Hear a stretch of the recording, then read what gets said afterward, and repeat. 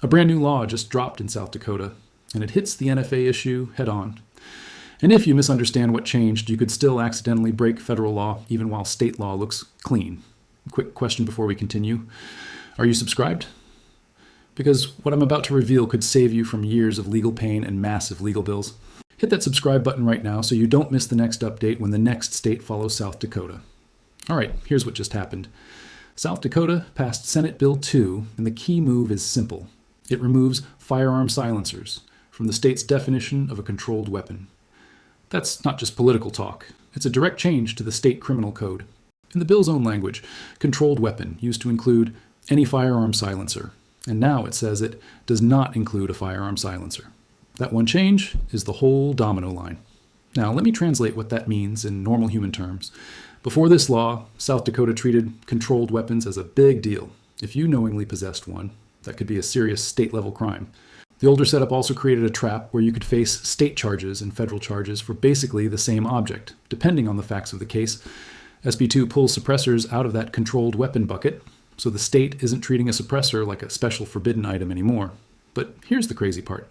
A lot of people hear suppressor freedom law and think, cool, suppressors are totally legal now, no paperwork. And that is exactly where people get hurt. Because South Dakota can remove state penalties, but South Dakota cannot erase federal law. So if you take one thing from this video, take this. South Dakota just removed the state's extra layer of criminalization. Federal NFA rules still exist. Now, why would South Dakota do this?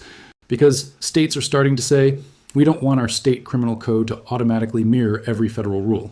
That's the trend.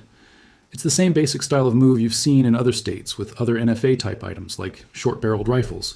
States aren't canceling federal law, they're stepping back from enforcing it themselves.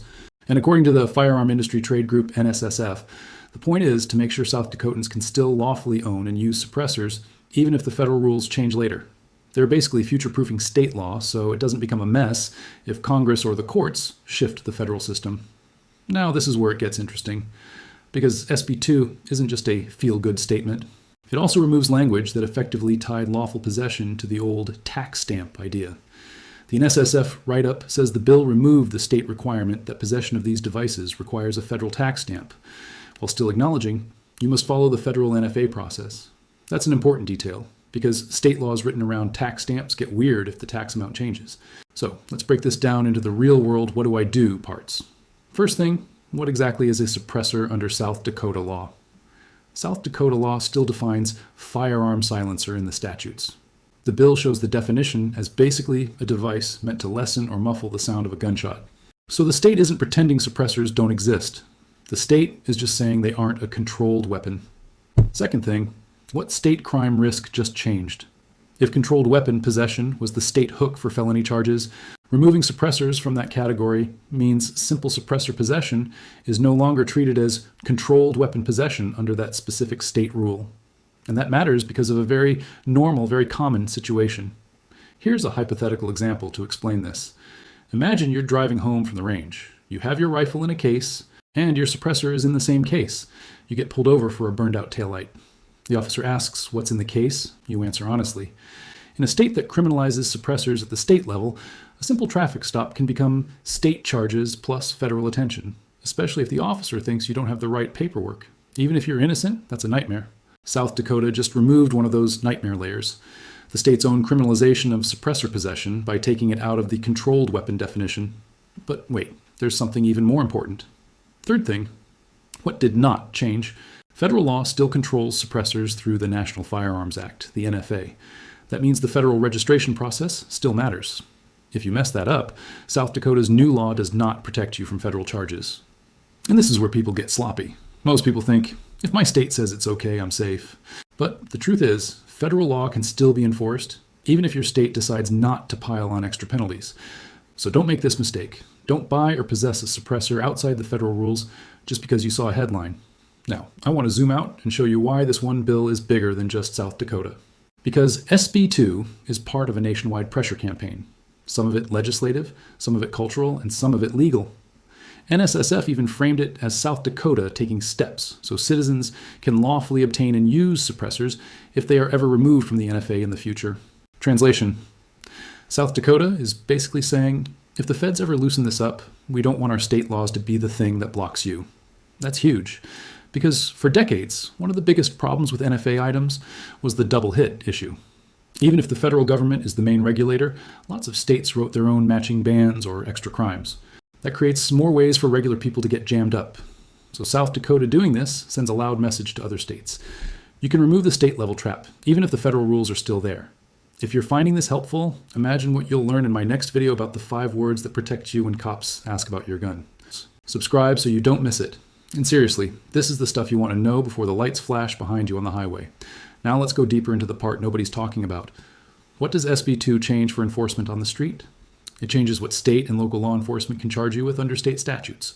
If a state crime no longer exists for simple suppressor possession, then a local officer can't just write it up as that specific state-controlled weapon charge anymore because the law no longer fits the object. That does not mean you should argue with officers roadside. Please don't do that. But it does mean your legal position inside that state criminal code is different than it was before SB 2. Now, this is where it gets interesting again. South Dakota's move is different from the more aggressive nullification-style bills we've seen in other places. Yet where a state tries to claim certain suppressors are totally exempt from federal rules if made and kept in state. Those fights tend to end up in federal court fast. South Dakota's approach is narrower and cleaner. It's simply changing South Dakota's own criminal definitions and penalties. That's why this law is boring in the best way. It's harder to attack because it's the state saying, this is how we define our own crimes. Now, let me break down the why now timing. NSSF's statement points out something most people missed. They talk about a federal tax requirement being reduced to a $0 fee under a big federal bill, but they also emphasize the federal process still exists. So what's the practical impact?